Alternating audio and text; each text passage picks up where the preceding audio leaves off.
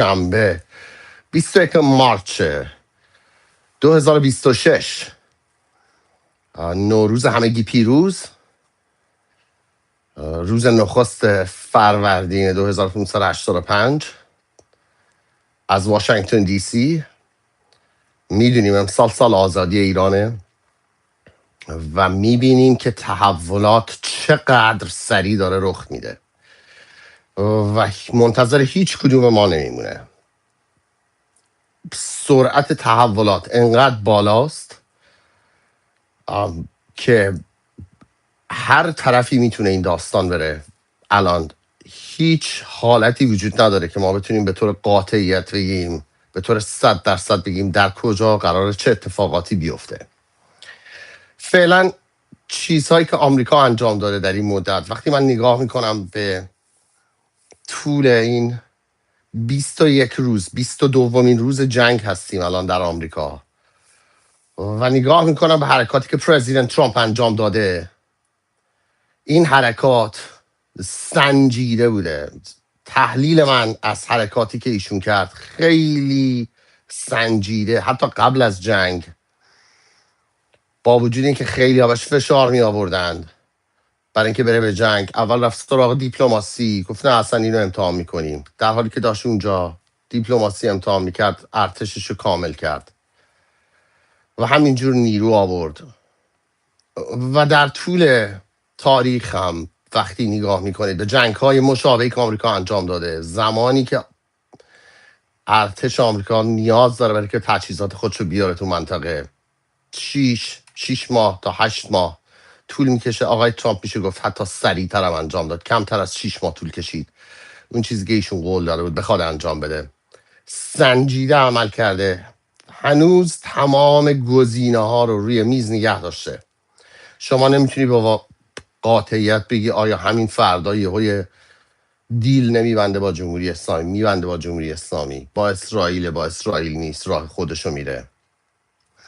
الان گزینه هاش بسیار زیاده در مقابله با ناتو و میبینید که ناتو بعد از 1-2 تا تهدید لفظی که آقای ترامپ انجام داد، کشورهای عمده‌ای که تا همین چند روز پیش میگفتن که حاضر نیستن به ائتلاف بپیوندن، یکی پس از دیگری دارن بهش میپیوندن. و بحث ژاپنی ها، اینکه ژاپنی ها چقدر از این فرصت هم استفاده کردند، هم به شدت محتاج هستند به نفت خاورمیانه. ژاپن یک کیسیه که وضعیتش حتی از چین هم بدتره. اگه بخواید شما نگاه کنید به زنجیره تأمین، حالا چه سوخت چه انواع و اقسام مواد اولیه در دنیا، ژاپن یه جزیره‌ای که هیچی از خودش نداره. اونجا اگر 6 ماه تمام این وضعیت بخواد ادامه پیدا کنه و مواد اولیه درست حسابی نرسه اونجوری که میخواد به ژاپنیا، کامل اون جزیره برمیگرده به زمان اوشین. یعنی باید برن واقعا برنج بخورن از توی اون کاسه کوچولوها، هیچ چی دیگه ندارن، فقط میتونن برنج درست کنن، هیچ منبعی از خودشون ندارن. 80% از نفتشون از اون منطقه وارد میشه. و الان کاری که خانم تاکایچی سانای انجام داده، نخست وزیر ژاپن، این است که همون اول، من یه ویدیو از ایشون دیدم، همون اول که از اتومبیل پیاده میشه جلوی آقای ترامپ پیادهش میکنن، به انگلیسی به آقای ترامپ میگه من یه طرح برات آوردم واسه این که اوضاع بازار جهانی نفت رو کنترل کنیم. سلام هم نمیکنه. یکی از خبرنگارای کاخ سفید گذاشته روی این چنل واتساپ بچه ها. و خب ژاپن چجوری میتونه به بازار جهانی نفت کمک کنه؟ ژاپن اولا مثل آمریکا ذخایر استراتژیک نفت نداره که باز کنه تو جهان که بخواد قیمتشو کنترل کنه. خودش تولید نمیکنه که بخواد افزایش بده تولیدشو. هیچ جایی تو دنیا شرکت‌های ژاپنی در زمینه تولید نفت قوی نیستن. تنها راهی که الان دارن گمان زنی میکنن، و این با دوستان داشتیم صحبت میکردیم راجبش، که چه کارهایی اینا واقعا میتونن بکنن ژاپنی‌ها که بخوان در این زمینه کمک کنن. و تنها چیزی که به عقل ما میرسه اینجا در واشنگتن دی سی اینه که ژاپن یه مبلغ بسیار بزرگی رو به آمریکا بده برای اینکه یه سری از تجهیزات نظامی خود آمریکایی‌ها رو اجاره کنه و بعد حالا توش یه مخلوطی از ملوانای آمریکایی و ژاپنی رو قاطی کنه بفرسته توی خلیج فارس. به خاطر که نوع ناوهایی که الان آمریکا میخواد ژاپن نداره اونجوری اونقدر، اولا در زمینه این که بخوان مین روبی کنن نه تجربه آنچنانی دارن ژاپنیا، حالا باز اروپایی‌ها تجربه دارن به خاطر که با روسیه در مورد این قضیه قبلا دیل کردن، ولی ژاپن در این زمینه تنها کاری که میتونه بکنه که پول بده به آمریکا، یه سری تجهیزاتشون رو اجاره کنه و بعد هم یه صندوقی اینا میخوان به وجود بیارن برای بیمه بین المللی کشتی ها.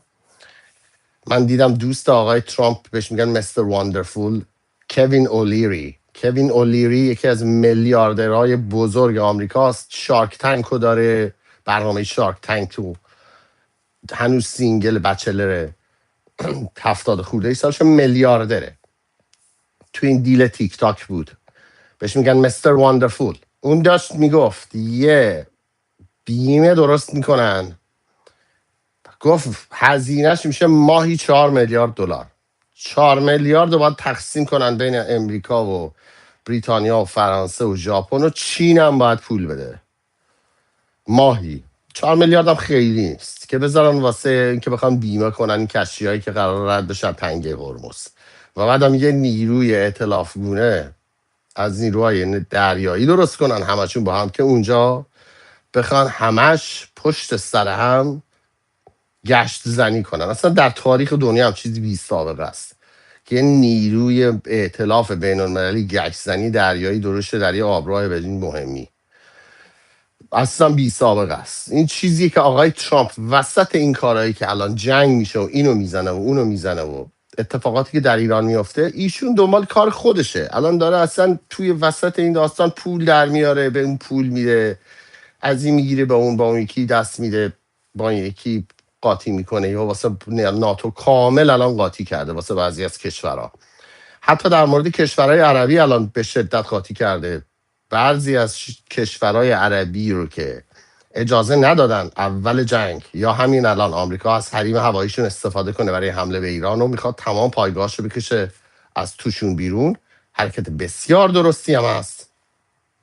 یه تحلیل دیگه ای که وجود داره در واشنگتن دی سی اینه که اوکی، پیروزی های زیادی الان آمریکا به دست آورده. این پیروزی ها چیه؟ مهمش کدوم؟ لحاظ استراتژیک به چی رسیدن؟ اون کدومش بالا و پایین دارن میکنن ببینن چیا مهمه.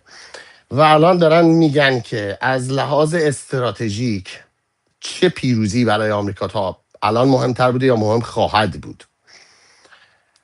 و میگن مهمترین مسئله کاری که آمریکا انجام داده نیست. میگن مهمترین مسئله اینه که چین و روسیه به کمک جمهوری اسلامی نیومدن، با وجود اینکه چین یک پیمان دفاعی، روسیه یک پیمان دفاعی داشت با جمهوری اسلامی و اینا خیلی بهش مینازیدن و رئیسی رفت امضا کرد و پزشکیان رفت اونو بغل کرد، دستبوسی پوتینو کرد.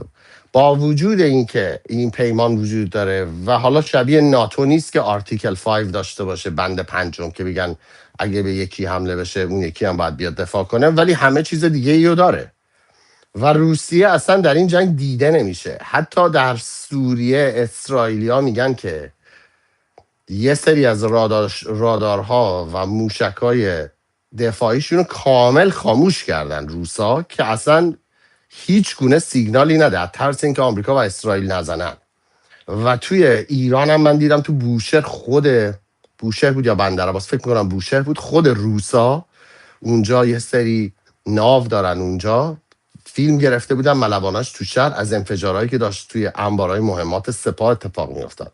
یعنی اونا هم فقط وایسادن کنار دارن نگاه میکنن. پوتین یه بیانیه داد فقط چند ساعت پیش، در حد یه بیانیه که ما در کنار جمهوری اسلامی ایستادیم. و چین هم همینطور. چین به کمک جمهوری اسلامی نیومد، برخلاف اون. الان وقتی میبینید چقدر رابطه محکمی وجود داره، اولا جمهوری اسلامی که کاملا به چین محتاجه. اگر چین خرید نفتش از جمهوری اسلامی قطع کنه که جمهوری اسلامی همون یه سال پیش بدبخت کامل میشد.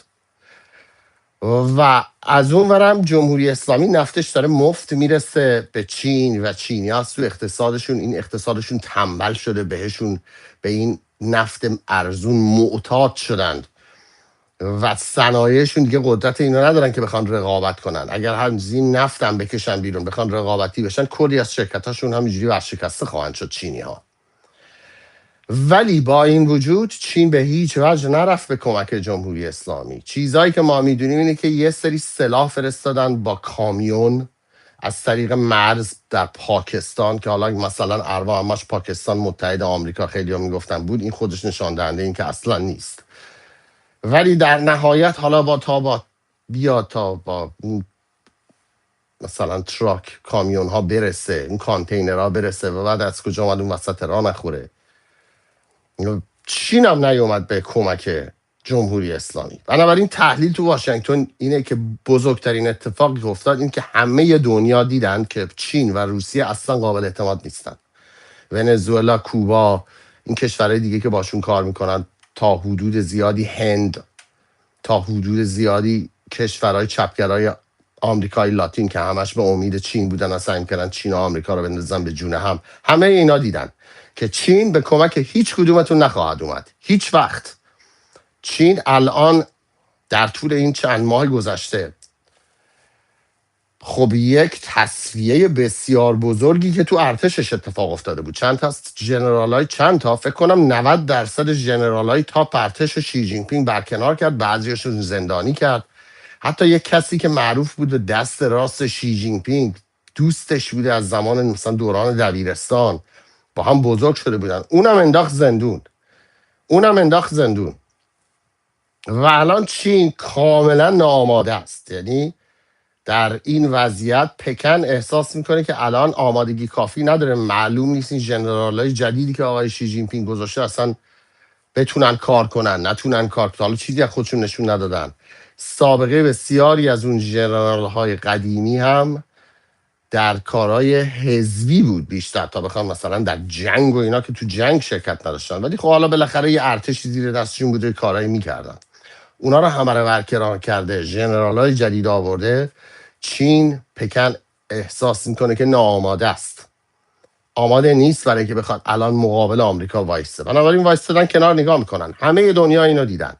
تو واشنگتن میگن بزرگترین دستاورد آمریکا اینه، نه جنگه، نه بکوب ایرانه، نه برنامه اتمیشه. اینکه دنیا دید که روسیه و چین به کمک هیچ کس نمیاد، فقط به فکر منافع خودشونن، فقط خودشونن که سعی میکنن خودشونو فقط نگه دارن و از بقیه هم سوء استفاده میکنن تا اونجایی که بتونن.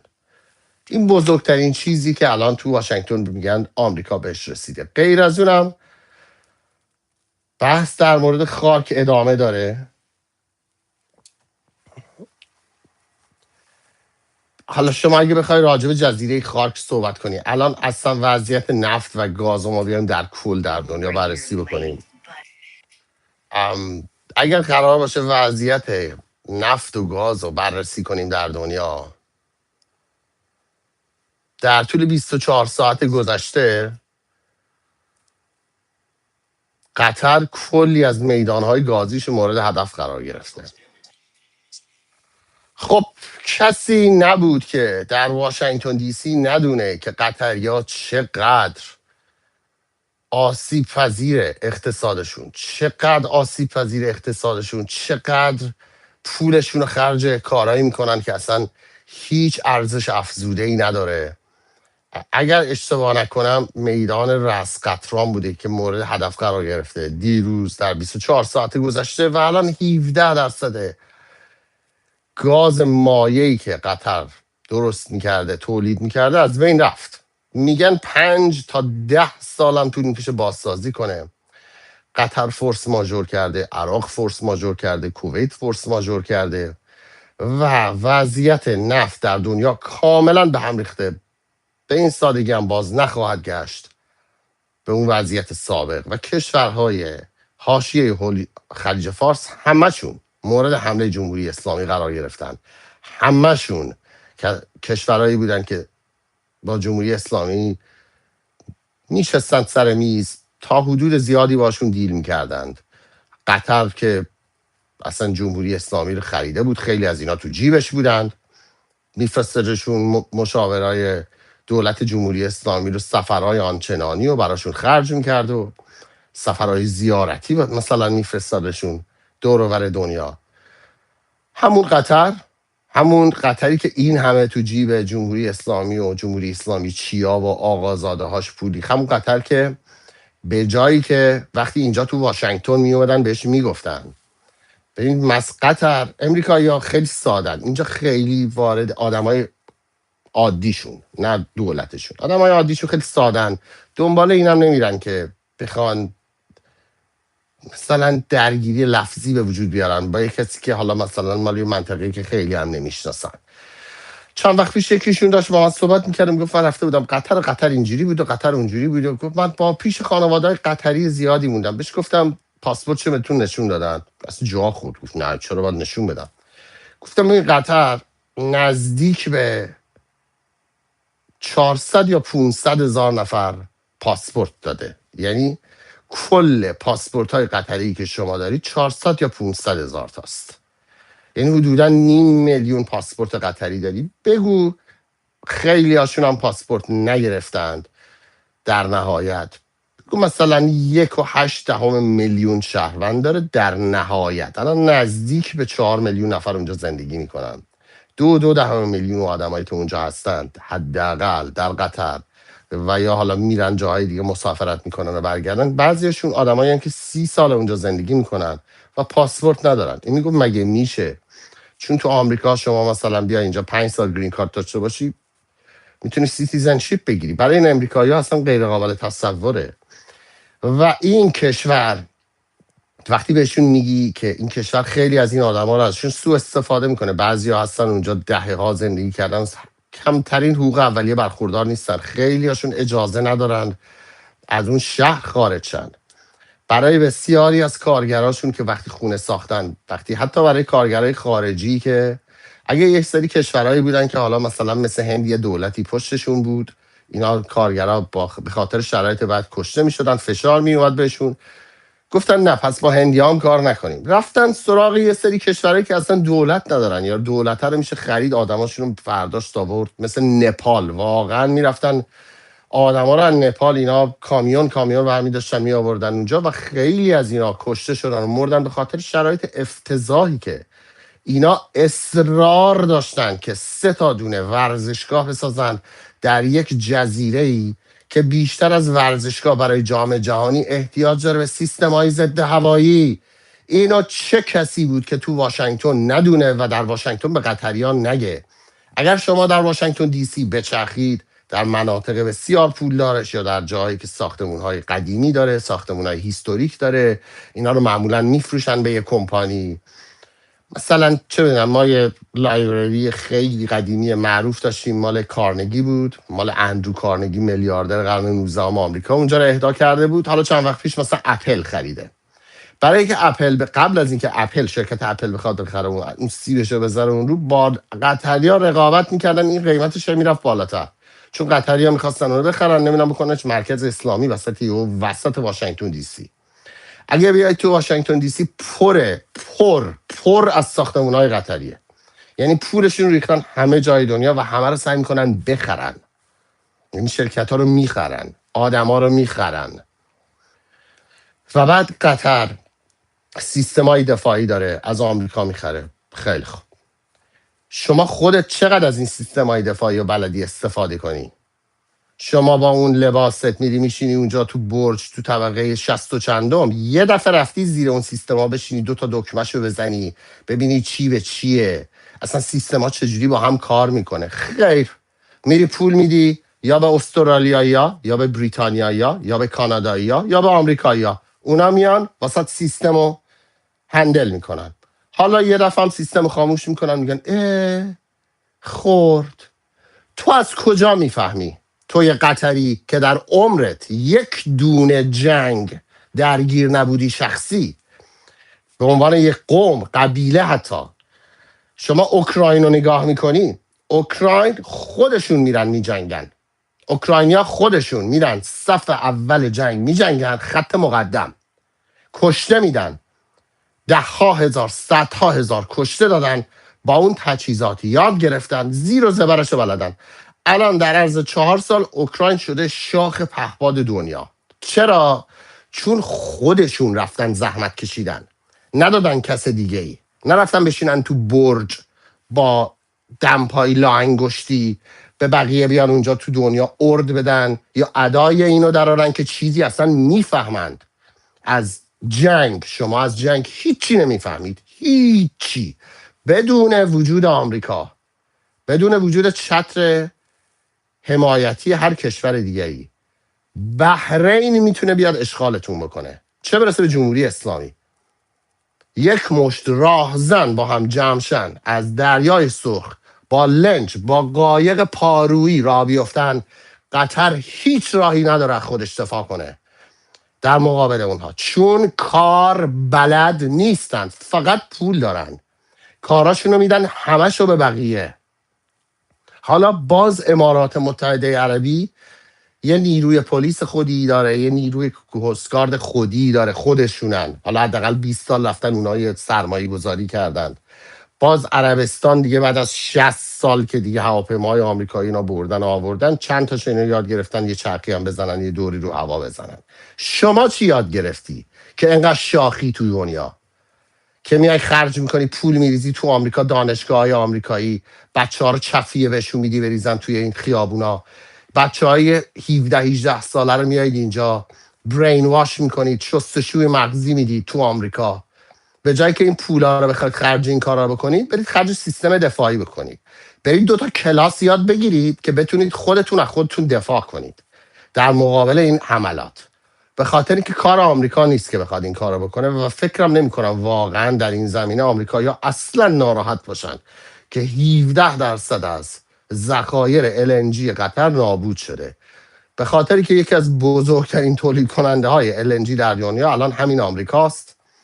اگر شما عکسای ستلایت در ایالت تگزاس آمریکا رو ببینید که در شب گرفته میشه، اون عکسایی که میبینید اون نورانیان زمین نشون میدن، خیلی از اون نورایی که میبینید درست شهر و نور الکتریسیته است ولی خیلی هاش نیست، خیلی هاش زمینای گازیه که آمریکایی ها انقدر این گاز زیاده و ارزونه میسوزونن و عکسش از ماهواره مشخصه. یعنی شما فکر کنی یه شهره، اون شهر نیست، اونجا رو دارن LNG رو میسوزونن آمریکایی‌ها. حالا قیمتش میره بالاتر، برای آمریکایی‌ها هم صف پیدا میکنه، اونم ورمیدارن جای مارکت شما رو هم میگیرن تا شما بخواید تازه نه تنها سیستم پدافند هوایی بلد نیستی قطر، بلکه تو بلد نیستی که اون تأسیسات نفتی و گازی خودت از نو بسازی، چون هیچیشو نداری، هیچی توی اون کویر، هیچی شما ندارید.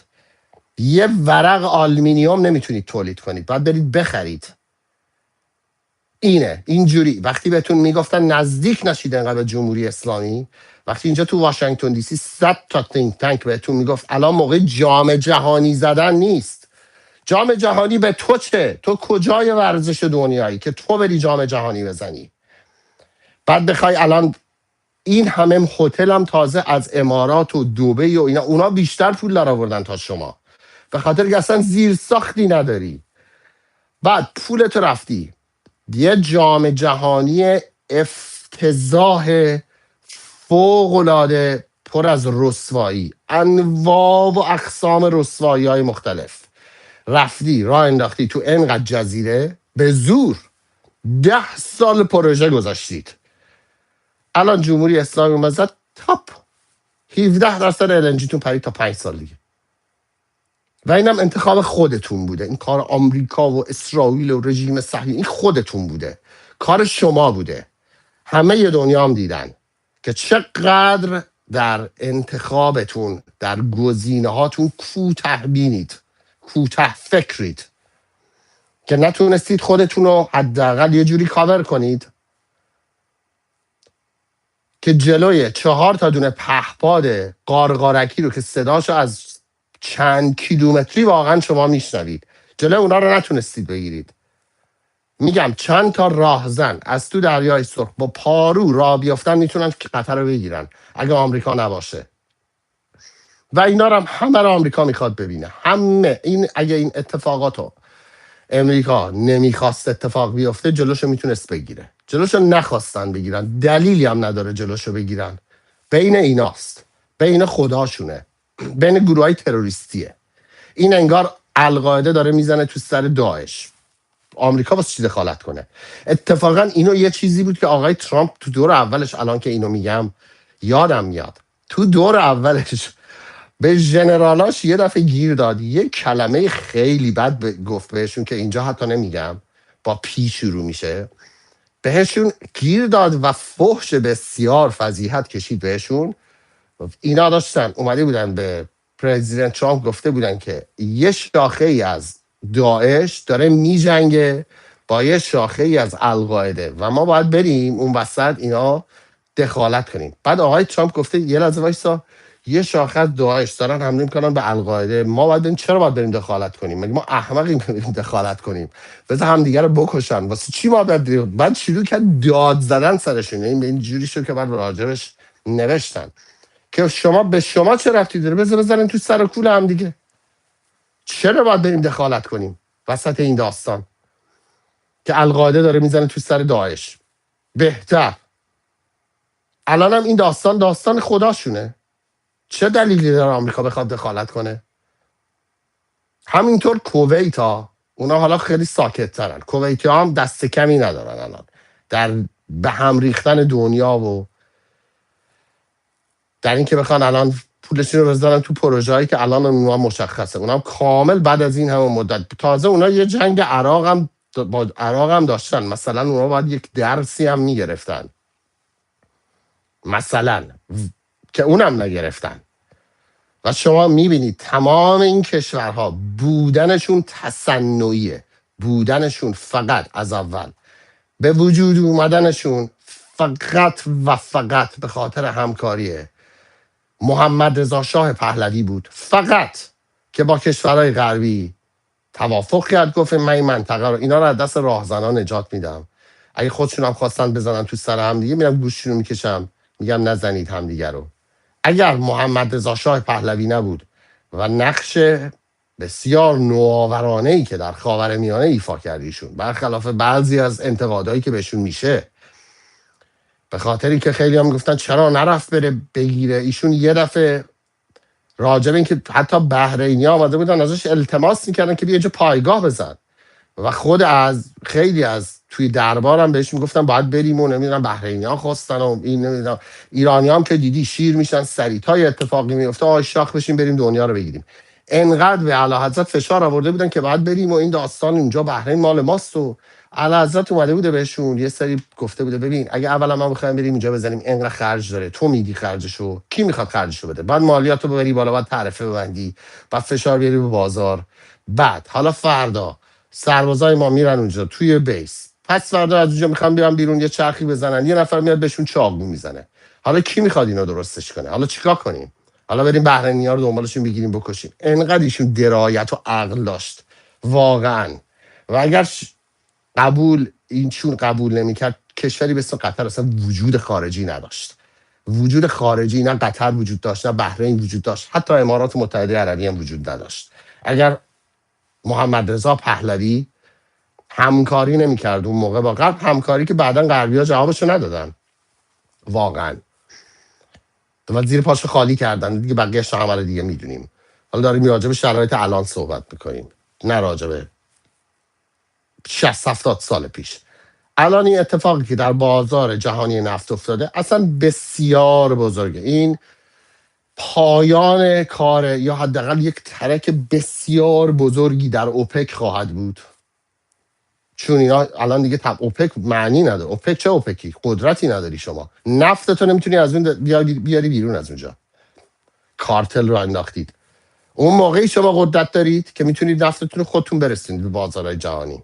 از اینجا به بعد اوپک در علاوه یه سری از این کشورها باید هم پول یه صندوق بین المللی بیمه رو بدن. گفتم ماهی 4 میلیارد، کوین اولیری میگه ماهی 4 میلیارد دلار، مستر واندرفول، کسی که در شارک تانک همیشه 30 ساله داریم میبینیم و اینوستر انجل اینوستر تو چه بدونم 10,000 تا کمپانی داره همچی چیزایی. کوین اولری میگه مایی 4 میلیارد خرجشه، میشه سالی حالا 50 میلیارد بگو. در نهایت بیمش همین حدودا هم هزینه نظامیشه. تمام کشورها میان پول میدن به آمریکا برای اینکه بخوان این کار رو انجام بدن، هم تو بیمش سهیم میشن، هم تو هزینه های نظامیش سهیم میشن. این همون دکترینی بود که آقای ترامپ از روز اولم میگفت میخواد در مورد ناتو هم اجرا بکنه. فشارم آورده به اون کشورها همیشه و پول بیشتری هم ازشون گرفته. حالا هم یه نوبت پول گرفتن از تمام این کشورهای حوزه خلیج فارس. میخوای وجود خارجی داشته باشی، نفت بفروشی، پولشو باید بدی نفت رو اینجا اسکورت کنن ببرن اونجا.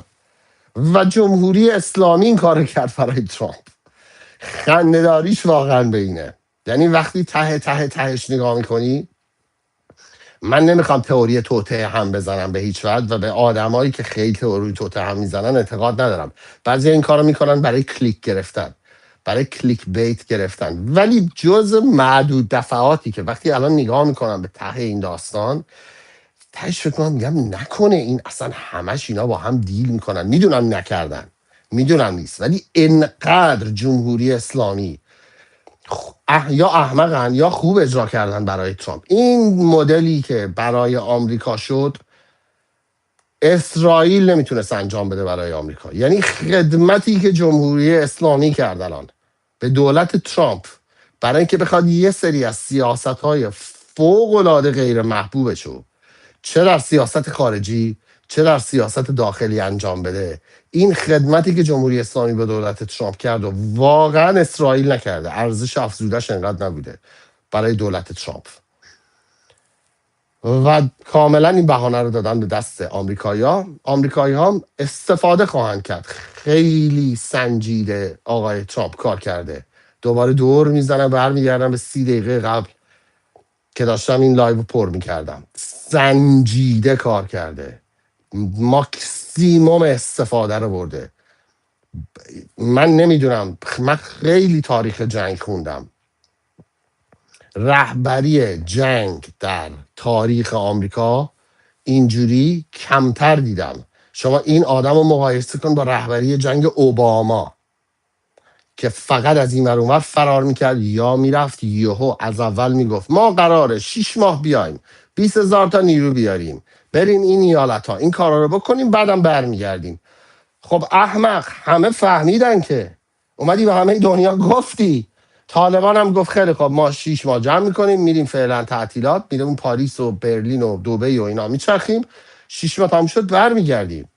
شما اینو مقایسه کنین، بهش میگن مدیریت جنگ که ایشون اصلا بهش میگن کی تمام میکنیم، میگه شاید الان تمام کنم، شاید هیچ وقت تمام نکنم، شاید فردا تمام کنم، اصلا چی رو تموم کنم. چند وقت پیش داشت میگفت اصلا این جنگ نیست. آقای ترامپ اما مدل صحبت کردن شما خیلی بامزه است. یعنی یه جوکایی بعضی وقتا در جدی در این جاها میگه من نمیتونم جلوی خودم رو بگیرم، همینجوری که الان نمیتونم بگیرم. خیلی بامزه تعریف میکنه. چش میگه اصلا جنگ نیست. ما اصلا جنگ 2 روز اول تموم شد. بعد گفتن که شما خب میخوای صلح کنی. گفت ما خیلی میخوایم صلح کنیم. مشکل اینه که هر کدوم از این رهبرایی که ما میخوایم باشون صلح کنیم میمیرن.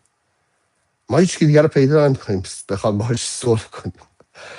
خیلی بامزه، خیلی سنجیده، فان داره، اصلا داره he's having the time of his life به قول آمریکایی‌ها. داره بهترین موقع زندگیش الان. یعنی همه چیش تکمیل شده، همه چیش پرفکته، همه چیش 5 ستاره است. و چقدر ما خوشحال و خوشبختیم که در طول این دوران زندگی کردیم. اینم دیدیم، باراک حسین رو دیدیم، جو بایدن رو دیدیم، اینم دیدیم. چقدر ما خوشبختیم واقعا در این زمان و توی این وضعیتی که آرزوهای ما داره به واقعیت تبدیل میشه. یعنی چیزایی که من اینجا میگفتم از 1 سال پیش، 1 سال پیش که من بعد از اینکه پرزیدنت ترامپ گفتم ایشون اومدن تو آفیس، کانال یوتیوب که 3-4 ماه راه انداختم، اینستاگرام هم راه انداختم، بخاطر که اصلا جرئت نمی‌کردم بخوام بیا اینجا. همین کارم ما آخرش کردیم تبعات داشت توی کارهای قبلی، تو شغلای قبلی که داشتیم روزی نبود که یکی نیاد به من یه گیری نده که اینو چرا گفتی، اینو چرا گذاشتی، اینو بردار، اینو اونجوری نکن. به ما گیر میدن. حالا شما یک روز حتی با اون وضعیت قبل از اون روز اول اصلا جاب، یعنی جاب دیگه نداشتی. حتی اگه رئیسات نمی اومدن بهت گیر بدن، به خاطر فقط پرزیدنت ترامپه که من جرأت کردم که همچی کاری تو زندگیم بکنم. ولی آتیش زدن به زندگی که بخوای بیای حرف بزنی، میتونستی بیای شاپ بزنی، مثلا کاپوچینو بفروشی، یه کار کاملا جداگانه. این که بخوای بیای به چالش بکشی یه سری از اینا رو، یا بخوای بیای راجع به وضعیت سیاسی ایران حرف بزنی، یا حرف روی بعضی از لابی‌های جمهوری اسلامی در این شهر بزنی، آرزوهای ما رو واقعا ایشون یه کاری کرد که برآورده بشه. اینش قشنگه. یعنی قشنگیش اینه که اتفاقاتی که افتاد ما اصلا انتظارش رو نداشتیم. فکر میکردیم ایشون سفت میگیره علیه جمهوری اسلامی. به شما بگم والا منم باور نمیکردم اینجوری تخت گاز داره. گفتم میزنه حالا یه مدت یه سری رو شل و پل میکنه دوباره میاد عقب. خیلی محکم ایستاده. هیچ کار دیگه ایو من ندیدم توی زندگیش اینجوری به این محکمی و به این ثابت قدمی ایشون انجام داده باشه. کامل تا تهش رفت. حتی چیزایی که دیگه خود مردم، من میبینم ویدیوهاشون رو میذارن، همه توی ایران ویدیو میگیرن، دارن به روح بیبی نتانیاهو و ترامپ واقعا درود میفرستن. همه نمیدونم بیبی عاشق تیم ترامپ، عمو ترامپ، نمیدونم بابا ترامپ. من دارم میشنوم اینجور ویدیوهایی که میبینم، همه توی ایران دارن درود میفرستن به هر دوتاشون. هیچ کس فکر نمی کنم انتظار داشت به این شدت پیش بره. مسئله الان بر سر اینه که جمهوری اسلامی توی این چند روز گذشته حک‌های بسیار گسترده رخ داده در جمهوری اسلامی.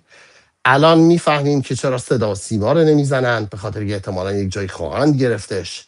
رسانه صدا و سیما تنها رسانه جمهوری اسلامی که به همه جا پخش میشه و میبینید حک شد شبکه سهش، پیام نور پهلوی پخش شد و شاه دختها پیامشون پخش شد. فکر کنم غیر از شاه دخت نور یکی دیگه هم پخش شد، شاه دخت ایمان، شاید من اشتباه میکنم. هک شده شبکه سوم، حداقل آنلاینش. یواش یواش این هکا بیشتر میشه. اپ های خودشون هک شده، ازشون خواسته شده سلاحاشون رو بذارن زمین. من دیدم یه سریاشون رفتن زیر پل کریم خان زند، پرچم سفید گرفتن. نمیدونم این ویدیو رو دیدید یا نه، که نشون میده یه سریاشون رفتن و قایم میشن و یواش یواش اسلحه‌هاشون رو واقعا میذارن زمین. یه گروهایی همه یه اینا هم که دیگه حالا تا تهشون که دیگه این کاره نبودن. خیلی هاشون هم حالا اومدن الکی اسلحه گرفتن یه پولی بگیرن و به محض اینکه اوضاع خور خراب بشه اسلحه رو میذارن زمین و فرار میکنن. و الان توی این چند وقته، توی این وضعیتی که الان وجود داره، این حکا بیشتر میشه. قدرت جمهوری اسلامی از بین رفته. افرادی که تیم فیلترینگش بودن، تیم سایبریش بودن، یکی یکی اینا رو دارن کتلت میکنن پشت سر هم و اینا قدرت تکنیکی ندارن. آخوند چی میفهمه که به چه جوری باید با اینا کار کرد و اینا یکی یکی وقتی اینا رو از دست بدن، حک بیشتری اتفاق بیفته، حک تلویزیون اتفاق بیفته، خواهید دید حکومت سقوط خواهد کرد بالاخره. آخرین بوغهاش بیاد پایین. یه مثالی زد یکی از جنرال های آقای ترامپ، فکر کنم جنرال ماتیس بود که وزیر دفاع دوره اولش بود. از ایشون پرسیده بودن راجع به که جمهوری اسلامی چگونه سقوط میکنه. چند وقت پیش داشت جنرال ماتیس صحبت میکرد و گفت یه مدلی مثل مدلی که ارنست همینگوی در کتابش میگه راجع به آدم قمارباز. اتفاقا که قمارباز میبازه خیلی آروم آروم میاد پایین تا ناگهان یهویی سقوط میکنه. سقوط قمارباز ناگهانه. و الان اون چیزی که آقای متیس هم گفت به نظر میاد اینجوری باشه، برخلاف اینی که خیلی هم میگن خب چی شد پس چرا اینا سقوط نکردن. اینا ثانیه اول سقوط کردن، تموم شد، سر عفی زده شد، سربازا فرمانده های اصلی همه رفتن. اینا یک سری گروه های 31 دونه ایالت مختلفن، هر کدومش رئیس سپاه، رئیس اطلاعات و رئیس خودشون دارن. اینا با خودشونن، اینا رو میزنن. ردیف اول، ردیف دوم، ردیف سوم دستوری که از تهران قبلا اومده اینه که شما مقاومت کنید، اصلا به تهران هم گوش نکنید. و این یه ماشینیه که فقط داره ادامه پیدا میکنه. این ماشین روغنش تموم میشه، بنزینش تموم میشه، مهماتش تموم میشه. همین الان تموم شده. تعداد پهپادها موشکایی که دارن میزنن از 90% هم پایین تر اومده. کلی وبسایت از عدد و آمارش میشه دید. من اونجا نیستم ببینم، ولی کلی وبسایت دارن از روی آمار مختلف اینا رو رصد میکنن. مثلا 200 تا خورده این موشک بالستیک رسیدن به روزی 18 تا. واقعا چیز دیگه ای براشون نمونده. آخرای کار جمهوری اسلامی است. چه کسی الان این جنگ روایت ها رو در دست میگیره؟ این مهمه. جنگ روایت ها رو کی میبره؟ کی به شما دروغ میگه؟ کیه که الان توی این وضعیت اینا رو ما هیچ کدومشون رو نباید یادمون بره. اون افرادی که میان دروغ میگن، اون افرادی که میان میگن ایران ویران شده. ویدیو برید ببینید. این ویدیو رو نگاه میکنید، برید تو اینستاگرام هم بچرخید، برید تو تلگرام هم بچرخید، ویدیویی که مردم میذارن رو ببینید، خودتون قضاوت کنید. پیک موتوری طرف سوار شده از میدون، اگه اشتباه نکنم منیریه، راه افتاده خیابون پهلوی اومده بالا. من هیچ وقت اون خیابونم نگفتم خیابون ولیعصر. یادم تو ایران هم بودم، به تاکسی ها میگفتم پهلوی، میگفتم، خدا شاهده میگفتم. و اونجا سوار شده تو موتور پشت یه نفر، پیک موتوریه یارو، بدون فیلتر، بدون سناریو، نشسته فیلم گرفته، میگه بیا من برم تا تجریش. دور تون گذاشته تا تجریش میره. شما یه نقطه نمیبینی تو خیابون پهلوی خورده باشه، یه نقطه نمیبینی خورده باشه. همش سپاه زدن، بسیج زدن، زیر ساختای رژیم زدن. و الان هم توی این چند وقته جمهوری اسلامی این جنگ روایت ها، این دروغ ها، این افرادی که میان دروغ میگن، این اکانت هایی که میان اینجا دروغ و مزخرف میگن، اینا رو فراموش نکنید. و این اکانت ها از خودشون همه جوره رد میذارن، هر جای دنیا باشن. وقتی ایران آزاد شد، این اطلاعات همه میاد بیرون، این اطلاعات همه عمومی میشه. این آدما، این دروغگوها، اینا که کسایی که میان سیم کارت سفیدن، اینا قابل ردن، قابل ردگیری هن. همشون. تا حالا اونا شما رو ردگیری میکردند. وقتی ایران آزاد شه، ما میتونیم اونا رو ردگیری کنیم به راحتی.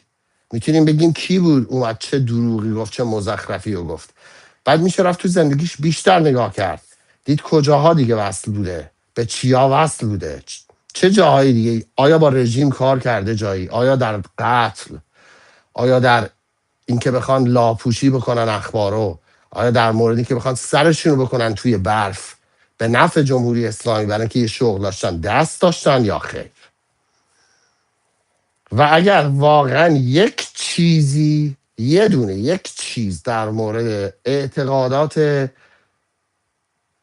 اون اعتقادات آخر و زمانی شیعه اثناعشری، اگر واقعا یک چیزی رو من الان بخوام نبگم بهش باور دارم، ولی دلم میخواد اتفاق بیفته، اون روز قیامته که اینجا واسه شون رقم خواهد خورد. روز قیامت اون دنیا نیست، روز قیامت این دنیا اتفاق خواهد. دلم میخواد که ببینم اون روز قیامت رو و خیلی های دیگه هم. چون این جنگ روایت ها رو ما باید جلوشو بیستیم. ما نمیتونیم اجازه بدیم. میدونیم دروغ چیه، ما همه میدونیم دروغ چیه. دست تحلیلگر توییتری نیست، دست شبکه CNN نیست، دست شبکه‌های تلویزیونی حکومتی و رسانه‌های جمهوری اسلامی نیست. ما همه حقیقت رو میدونیم، هممون. و باید این دفعه جلوش بیستیم. این وظیفه منه، این وظیفه توه که جلوش بیستی. بنابراین دمت گرم اون کسی که میای این زیر می‌نویسی تو کی هستی، تصدیح کن آدمای دیگر رو، برو توی خفتشون. منم اگر یه چیزی میگم اشتباه میگم، از خط خارج میشم، منم تصدیح کن. این دفعه ساکت ننشین و توقع داشته باش فقط ترامپ و بیبی کاراتو تموم بکنن. خودت بیا درگیر شو، خودت بیا این نراتیو رو، روایت رو باید ما تعریف کنیم. روایت رو فاتحان می نویسند و این دفعه فاتح ماییم. 47 سال باختیم آبرومون و کشورمون و زندگیمون و دوستامون و خانوادمون و هموطنانمون و انسانها رو، انسانهای کشورهای دیگر رو، به خاطر کارهایی که اینا میکردن، کارهایی به اسم ما کردن.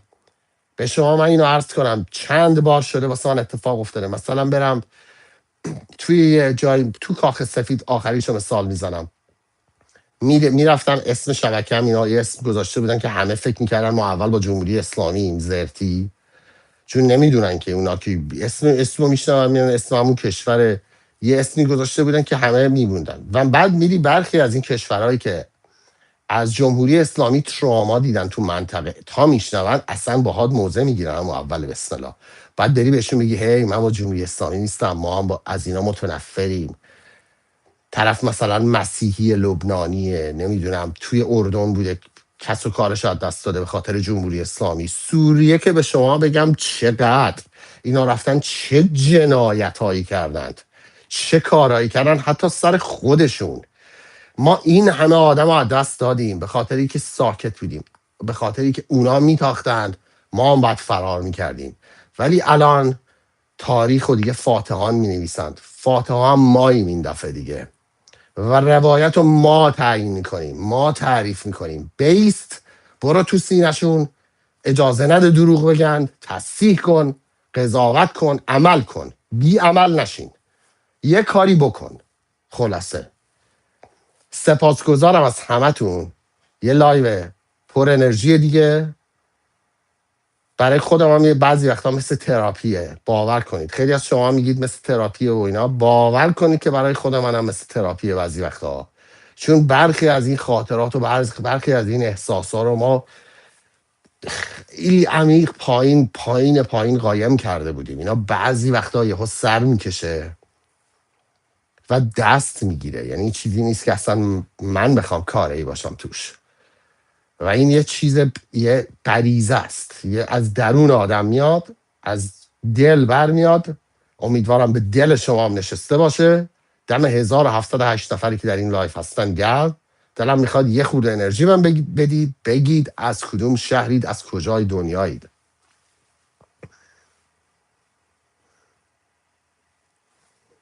سپاسگزارم. دمتون گرم، دمتون گرم. عاشق همتونم. مرسی مرسی. بگید که از کجای دنیایید. وین، تایلند، شانگهای، اسکی شهر داریم، مونتریال، تاکستان عزیز، اوکی، استانبول، پیونگیانگ خیلی سریع اومدیم، مارس هم دیگه اومد دیگه، ایتالیا بولونیا، ماربیا شما میگید فکر کنم، بیرمنگام، لندن. من خود نور اینو کم کنم که بتونم ببینم چی دارید میگید. کانکورد، تورانتو، بیلفل، قزاقستان، حلبی آباد، اوکی، منچستر، شیراز، قزاقستان، اندیمشک، دبی، لیدز، هلند، تاجیکستان، نروژ، اسلام آباد، دهلی نو، مادرید، امستردام، مانیلا، جدی، فیلیپین، نیوجرسی، همبورگ، لس آنجلس خیلی سحرخیز شدی، لس آنجلس، ملایه، برلین، گوتبورگ، ونکوور، سیدنی، آلمان، همبورگ. درود، یا شاید به من درود فرستادی، نمیدونم شهر درود یا درود. سوسنگرد، اربیل، ازمیر، گوانگژو، کالیاری، تکساس، نیویورک، لایپزیگ، تکساس دوباره، بروکسل، تورینو، کاری، کویت، همبورگ. بچه ها دم همتون گرم، سپاسگزارم از همتون. یه لایو بسیار عالیه دیگه بود. نوروز همتون پیروز. امیدوارم که در کنار عزیزان و دوستانتون در خوشی و سلامتی با دیدن این ویدیوهای عالی انرژی بسیار بالا داشته باشید. یادتون نره شما یا یه بخشی از حقیقتید یا یه بخشی از دروغید، یا یه بخشی از حقیقتیم یا یه بخشی از دروغیم. و این بار هممون هممون باید این روایت رو ما تعریف کنیم، ما باید تعریفش کنیم. به کس دیگه اجازه ندید که بیاد دروغ پخش بکنه. سپاسگزارم از همتون، دمتون گرم. برمیگردم امروز لایو دیگری باهاتون خواهم داشت. تا اون موقع بدرود.